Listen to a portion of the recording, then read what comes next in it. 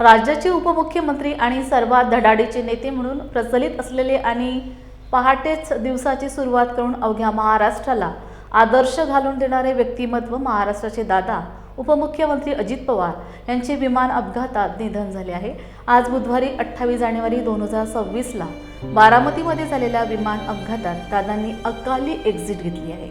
बारामती दौऱ्यासाठी निघालेल्या अजित पवार यांच्या विमानाचे लँडिंग होताना भीषण अपघात झाला। अपघातानंतर विमानाचे अक्षरशः तुकडे झाले होते। विमानाची स्थिती पाहूनच कोणीही वाचू शकणार नाही असे दिसून येत होते। अपघातग्रस्त विमान पाहिल्यानंतर आणि त्यात राज्याचे उपमुख्यमंत्री अजितदादा असल्याचे स्पष्ट झाल्यानंतर अनेकांना अश्रू अनावर झाले। ज्यानंतर अवघ्या काही वेळातच अजित पवार यांच्या निधनाची बातमी समजताच अवघा महाराष्ट्र शोकसागरात बुडाला आहे।